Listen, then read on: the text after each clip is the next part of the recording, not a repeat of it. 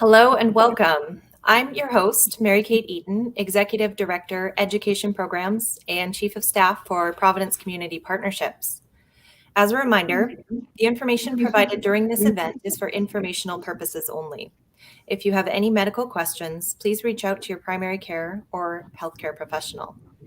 Now let's begin. Joining me during this live event will be Dora Barilla, President and Co-founder of HC2 Strategies, Tyler Norris, Chief Executive of Wellbeing Trust, and Julie Trocchio, Senior Director of Community Benefit and Continuing Care of the Catholic Health Association of the United States. Welcome, everyone. So we're going to jump right in. And Dora, first, I would love to hear a little bit about what community health investment is and how it's relevant in the healthcare space. Well, thank you, Mary Kate. It's just a pleasure to be here with my dear friends, Julie and Tyler, to talk about really developing our leaders for the next generation of community health leaders. I think we've all known in healthcare that, health happens outside of the four walls of the hospital, the majority of health, that is. It's really important when you need health, to have the hospital and the health system. And, as we've been on this journey of whether you call it social determinants of health, health-related social needs, our political determinants of health, and as Don Berwick says, our moral determinants of health, we know in healthcare that it's so important. I think when the fabric of our communities upon which health depends is torn, then healers are called to mend it. And people in healthcare really are healers. And as we've seen over the last 2 years, over the last 2 decades, but really magnified over the last 2 years of, just communities in crisis, that we really know that, there is a new level of leadership that's needed in healthcare and public health. Our chronic underinvestment in public health really had some consequences in terms of how we responded to COVID and how communities, especially communities that, have had chronic underinvestment and that have been marginalized, were disproportionately impacted. And so really what the Community Health Investment Certificate is looking at is, what is that ecosystem? What's the role of healthcare in the ecosystem of health to promote community conditions? And more importantly, with the certificate, how are our leaders responding? And it's really exciting to be here with Julie and Tyler to talk about a faith-based university affiliated with the health system and the opportunity in developing our leaders. So just so relevant and so important and so timely. Thank you for the question, Mary. Yeah. Thank you, Dora. So, Tyler, this year, community health has become a huge topic in relation specifically to the COVID-19 pandemic. How would community health be beneficial in combating this pandemic? First of all, just gratitude for hosting this conversation of significance about community health investment, and the possibility of building skills for the future. I love where Dora started off. Health is not an intervention, although in healthcare we often think of health as an intervention. Health is a byproduct of our communities working. It is a byproduct of the vital conditions in our communities that give rise to well-being in the first place, to human flourishing. Of course, we need access to high-quality medical care, and so many of our health systems, that's what we're here for. But the question is, where does health come from in the first place?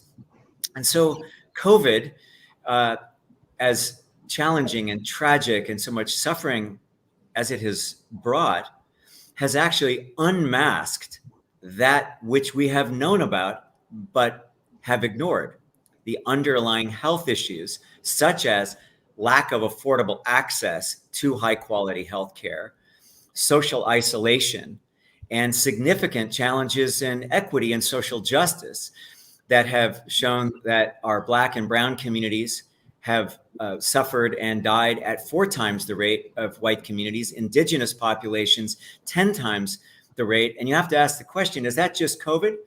No, it's actually what's happening in our communities that is being reflected.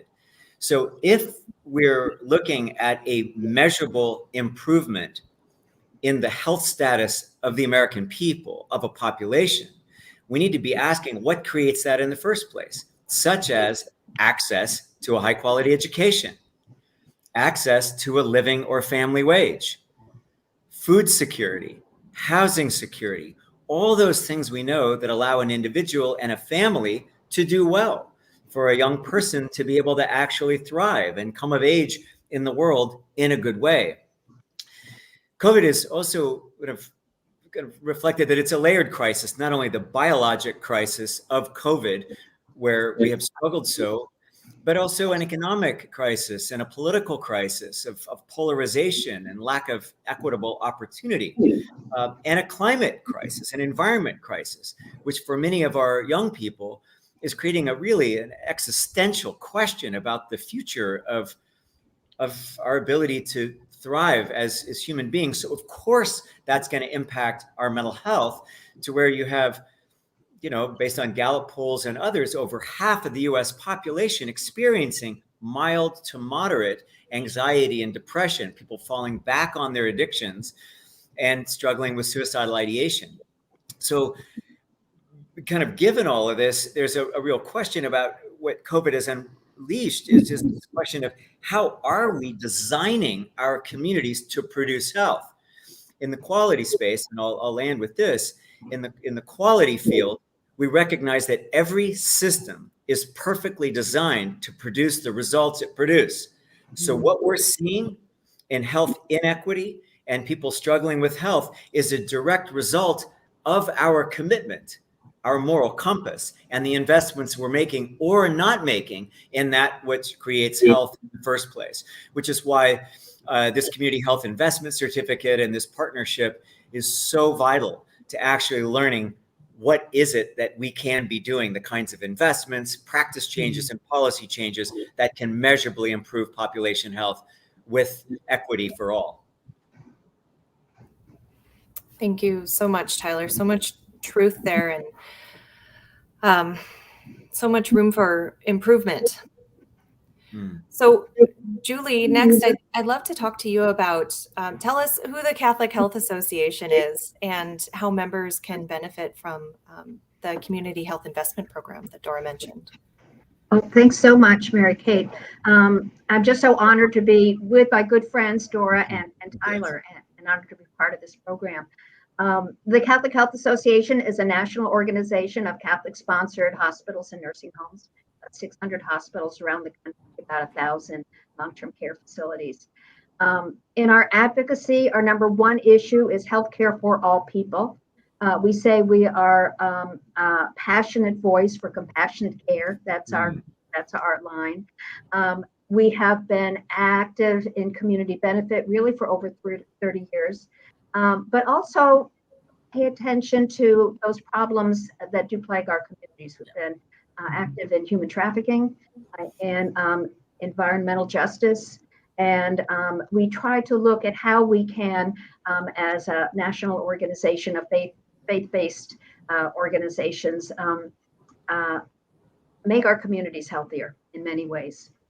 I think that this program is going to help in many ways. First of all, it's going to help the field of community benefit, because I think making it and having it in an academic setting, which is research-based and science-based, is really going to elevate the whole field of community health improvement.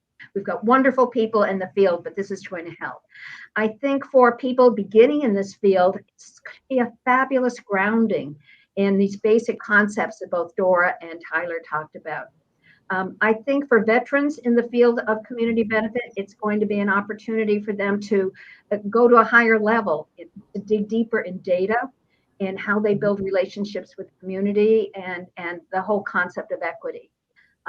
And for people who aren't involved in community benefit, I hope that they will also take advantage of this, because people throughout our organizations, if they're in strategic planning, if they are clinicians, if they're in the C-suites, as Dora and Tyler both said, health is not just the interventions. The healthcare that our facilities provide is certainly important, but what happens outside that organization impacts everything.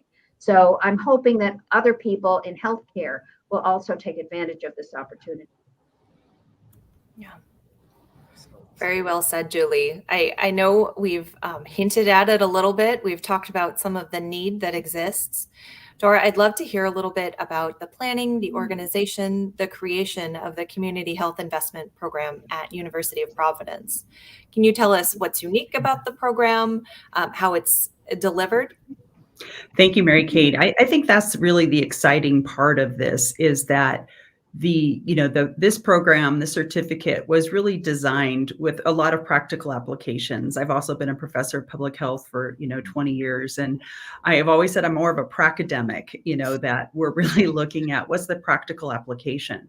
So this program was actually designed by a lot of leaders within the health system. Many of the community health investment leaders from Providence were, instrumental in pulling all of this together. So a shout out to Dana, Tavia, Barry, and Mary, for their input, as well as other what we call tribes working in community health, population health, health equity, that people, within Providence and outside of Providence were actually subject matter experts. So it was really designed for looking at what's the health system's role in this new world. And it's very timely and, really with the opportunity of looking at kind of this new phase. Tyler and Julie and I have all been involved in this field for a long time. So we've seen the different iterations. In the early 80s, it was looking at kind of healthy communities and how do multiple sectors get involved in creating this ecosystem of health. And, and it's evolved into, really so much more complexity. And then with, as I mentioned, at the top of the live, is that the complexity of, how we're working in community has just increased. We've unmasked the inequities that we've seen for a long time. And we've also seen the chronic underinvestment in public health. And so, we've really seen what is that new role of a health system in partnering with communities. And so this is so timely in terms of looking at almost just-in-time competencies to address the world coming out of COVID. And so we're really fortunate that it has been really, I think, designed by people that have worked in the healthcare system, that understand the multiple layers of complexity, and that this program is unique in a sense that it really does have that focus, that practical application. We're very excited that it can be a career pathway. So it is a certificate. So whether you want to take one course or you want to take all 16 courses, you can clearly look at this field and really deepen your learning in this field. If you want to either work in healthcare or if you want to, work with the health system, I think it has that unique niche. And I think the other exciting part of this is that we're also looking at, that career pathway. So whether, you already have a master's and you're an executive and want to just learn more, or if you want to, you're interested in the field, you want to sharpen your skills and then go on to either an MPH or an MHA, that we're developing that pipeline or that pathway for others to be able to, move forward in different fields, but have that foundation. As Julie mentioned, so much of healthcare has really been about community benefit, but we know that it's so much more than community benefit, these days, that there's many tools in a healthcare's, toolbox. And how do we, really begin to coordinate and work together? This program is fully online, and we're really excited that we can get the diversity of the cohort and the opportunity for, to start developing that network. Once you start in this field, and Julie and Tyler can attest to this, your network is really your lifeline as you move forward in this career. And so developing that within this cohort is really special, because you'll be able to look at the diversity of people that might be interested in nursing, might be interested in social work, and might be interested in, healthcare administration or public health, that you really have the opportunity to develop a unique unique network affiliated with the health system. And, I really want to emphasize the opportunity to, be affiliated with a faith-based university. So much of this is really grounded in our mission. And, our founding sisters have, really known the competencies of this long before there were ever governmental regulations. Yeah. So it really is unique, and I think an exciting opportunity for anyone that wants to deepen their learning.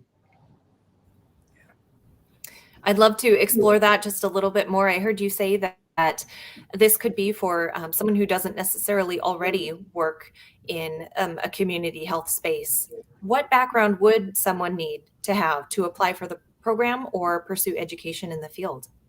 Yeah, great question, Mary Kate. And what we're really looking is someone that has a bachelor's degree, or if you're in your senior level, even in your bachelor's, that you could take one or two programs to see if you're interested. But we're really looking for people that are interested in working in a health system or, with a health system and improving community health. So it really can be that there's multiple, I think that there's multiple pathways. So whether you're in nursing and, everybody's going to need to know about the social condition, vital conditions, whatever we want to call it, it's community, and how we all work together so that we're not stumbling over each other in this work, but we're actually mutually reinforcing and understand how we can really be in partnership together to maximize the resources that we have in community, because they aren't always in abundance. And, we want to make sure that we're being effective with the investments that we're making. Thank you. I'd love to hear also from Julie and Tyler about, what qualifications, what background is helpful? What advice would you give to someone considering the certificate? I'll go to you first, Julie. One of my favorite things to do when we're with a group of people who are involved in community health improvement is to say, how did you get here? What did you do before? And the variety is really something. People who've come from social work, a lot of people come from nursing, a lot of people have come from communications. This is very much a whole communications effort. People come from food science, because they realize how important food and food security is to the health of their communities. So I think it is a belief in and an enjoyment of people, a belief that communities really can make a difference. And I don't think that there's a background. We'll have finance people who say, I've been working in finance and making sure that the healthcare system gets financed. I want to know more about the impact. And I think this whole certificate program really is about how do we make sure that we're making an impact in our communities. So I think there's no wrong door getting into a program like this. Thank you, Julie. Tyler, how about you? Give us some of your advice. Sure. Well, first, I'm going to pick up right where Julie left us off, which is where did I come to this from, which was from community organizing and placemaking, and recognizing that if we were going to make a measurable impact on the health of our communities, we needed to apply our democracy, business, government, nonprofit, citizens without titles after their names, community residents coming together to improve health and quality of life. But I just want to take a little bit of a step back for those that are here. There's a reason that you are watching this Facebook Live right now. And I'd like to ask you to ask yourself, why are you here? Really? It's really the conversation you're having with yourself about your calling, your desire to serve.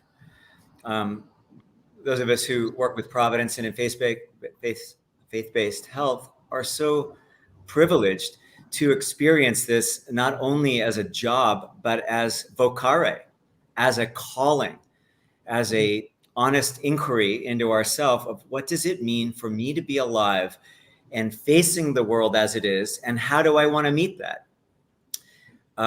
So I want to just start with really asking that question, because for those of you who feel like I want to work in community to have a measurable impact, to serve, to really address whether it's a particular health issue or a particular condition in a community, or to address the social justice and equity issues that have left so many Black and Brown and Indigenous and LGBTQ and other people on the outside, that there's a reason that your lived experience in that arena, whatever struggles and traumas and you've had and how your own recovery or your own growth, there's a reason that you're here, and to really ask this. But my kind of underlying piece about considering this certificate, because 35 some years ago when I started working in this field, the art and science of community health investing was, let's just say, radically underdeveloped. And now I think we have a much deeper sense of what is the science of the determinants of health, or these vital conditions for intergenerational well-being. What is the art of democracy that actually allows communities to have the debates, to articulate a vision of the future of their community, to build on assets, to look at the data and identify what are the leverage points, and then build the political and the community will to do what we know we need to do in communities. It's not so much of it is not the lack of understanding what the evidence base says, but of actually applying it with enough dose or reach, intensity, and duration to have the impact. That's what this certificate's going to really be able to help people steep themselves in, not only the art of community building and applying our democracy, but the science of what adds up to not just doing good things, but to being accountable for health outcomes. What does it mean to be an anchor institution and not only apply our community benefit dollars, but apply our hiring power and our purchasing power and our investment portfolios, and not just on Main Street, on Wall Street, but on Main Street, to really be ensuring that community partnerships can deliver this. So for those of you who, as Julia and Dora have said so beautifully, are sort of asking, what's next for me, whether it's early in career or mid-career, say, if you really want to be making a contribution in community, this certificate is going to give you the skills, the partnerships, the sector relationships, the network inside our health systems and outside in our broader communities to be able to deliver on that vocare, that calling with quality, so that you can be part of those who are helping turn the corner in this nation and make sure that the opportunity for equitable prosperity and equitable health for all in this country is manifest. Yeah. Very well said, Tyler. Inspiring. I hope those listening, I know I felt it. I hope they feel it too. So, Julie, I'd love to talk a little bit about your role. So the Catholic Health Association's core values are reverence, integrity, compassion, and excellence. Can you tell me in your words how community health investment uniquely supports those values? I really liked what Dora said, that we don't do this work because of any kind of regulation. We do this work because it's our values, because it's our mission, it's core to us. And reverence really means that for a Christian faith-based organization, we see the face of Christ in every person we see. And that means every person of color, every person who's poor, every person who's suffering. And you can't not, that's what reverence is all about. We also say for one of our core values is a preference for the poor, is that we certainly care about everyone in our communities. We have to put as a priority people who are at the margins of society, who haven't had a voice, and that very much is part of our core values. So this being involved in community investment and community health improvement is all about living, I think, personal values as well as a chance to live out organizational values. Thank you, Julie. So, Dora, I hope that those inspired in the audience are wanting to know the answer to this question too. Can you tell us any specific requirements and what the deadline is to apply? Absolutely. As I mentioned earlier, that the requirement is to get into the full certificate is that you have a bachelor's degree. And so there's a lot of foundational courses in this work. So, I would encourage anybody that has an interest in community health that they apply. Those that are, perhaps finishing their senior year and want to see whether or not community health or public health is of interest to them, to perhaps even sign up for one or two of the courses. But our deadline for starting in January is December 1st, and you can go on to the University of Providence website, and I think they're putting it across the tickler as well. But under the www.uprovidence.edu and then /admissions apply now, and get you in the queue. If there's any questions, feel free to reach out to the admissions office, and we're really interested in getting that new cohort. So we encourage you guys to sign up. You won't be disappointed. You're going to have some of the best subject matter experts around, being a part, either being guest lectures or that we're involved in the curriculum. So we encourage you to apply if you have an interest. Great, thanks so much. So we have a few audience questions that have come through. I'm going to direct this one to you, Julie, first. The question is, how does this certificate program enhance work and quality? Thanks, Mary Kate. I think that the certificate program breaks new ground and really elevates the field in a number of ways. Certainly, the concentration on data, how to find it and how to use it, on equity, that's just incorporated into the whole thing. But perhaps that quality is the most important, because something that may have been absent from our work for a while is measuring impact. And that's what quality really is.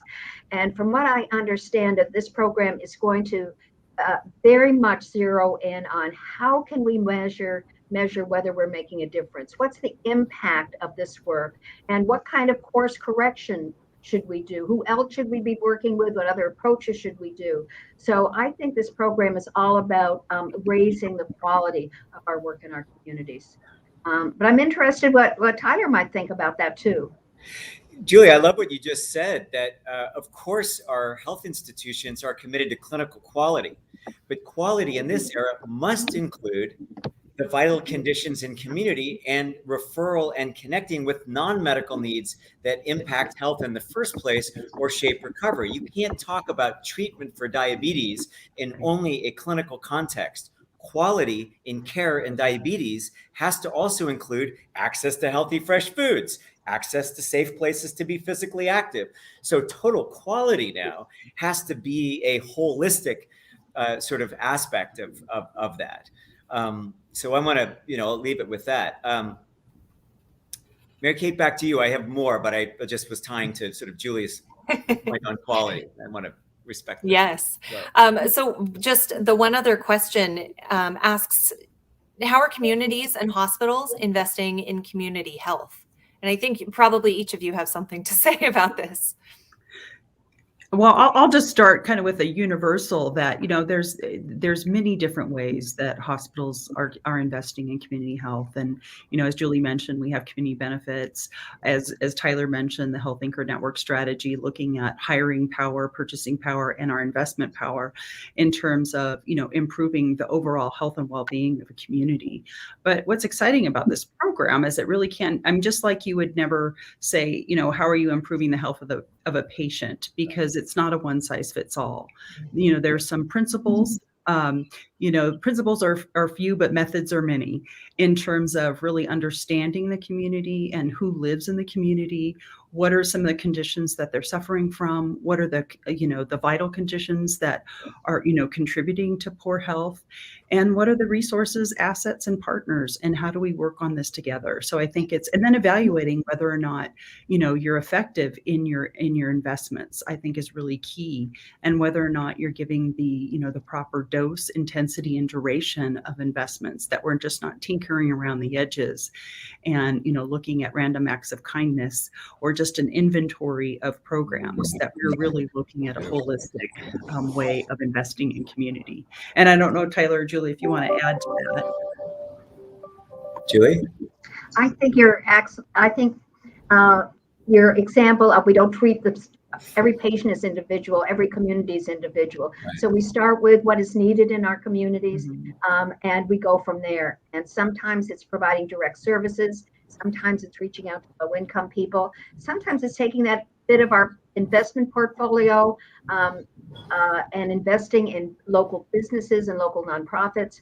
But also it's hiring locally, and it is purchasing locally. So I think depending on the needs of the community, and hopefully that diversity of the communities is something that will be nourished by this program.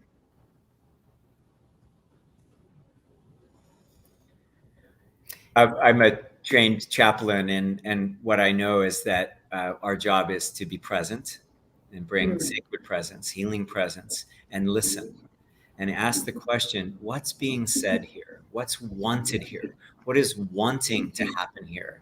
So one of the reasons I'm so excited about the certificate program is that it will equip you with the mosaic of skills and competencies in data science, in local democracy, and in accountability and measurement systems, and how do you meaningfully engage people who have not found voice so that we can meet the community where it is as it is.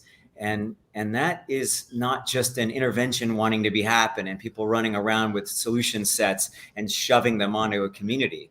It actually is around inquiry and curiosity about what's wanting to occur. And I think somewhere between having those competency sets and presencing with the community to not do something to the community, but with the community, and actually so that what occurs is of, by, and for the community is the transformative power. It's what the sisters knew and our founders knew in the beginning of how they met community. Yeah. Thank you so much. So I know we're closing in on the end of our time, but I want to make sure that everyone has a chance that if there's something to add that has not been yet covered, we have a chance for final comment here. I'd like to pick up where Tyler just went about it being about the sisters. It's very important that this is a faith-based university attached or related to a faith-based healthcare system. This is how we got started. Every not-for-profit healthcare organization in this country got started because there was community need. There was very often, most often, religious leaders, whether they were religious or whether they were lay, committed community members who said, we need health in this community and let's bring it to us. My favorite story is Mother Joseph, who is really the foundress of the Sisters of Providence, who went from Canada to the American Northwest. And she did what our facilities do. She looked around to see what was needed. And what was needed was orphanages, schools for the Native Americans. It was health care for the loggers who were injured or became sick.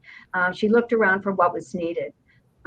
I was once with the staff person from the Senate Finance Committee who was responsible for looking at nonprofit healthcare.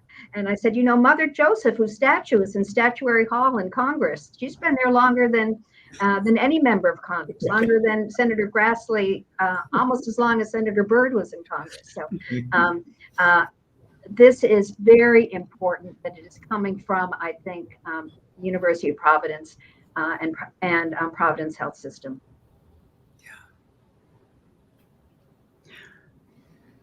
Well, Dora, I'll just Tyler? briefly, I don't think I can top that, Julie, but I do want to just remind everybody that caregivers do have preferred pricing for Caregivers of Providence. And we also have a partnership with the Catholic Health Association, and members and employees of our members also receive that preferred pricing because we're really excited about that partnership. So I'll defer it to you, Tyler, to wrap us up. And I just want to speak right back to your heart again. If you're here, there's a reason. If this is speaking to you, there's a reason. And I really encourage you to ask yourself, what is this calling forth in you? The beauty of our faith tradition, although it can be maligned sometimes in finding itself being a voice of exclusion, this faith tradition is rooted in radical inclusion. So if you feel that you have been othered, you have been through your own recovery process, you are Black or brown or indigenous, or you're lesbian or gay or queer, that lived experience is what's needed. So bring it on. the trauma that you have experienced, the healing that you have gone through. That's what's needed in the community health field. There's people who have bring the authenticity of their lived experience to bear. Whatever wounds you've experienced, that's the way forward.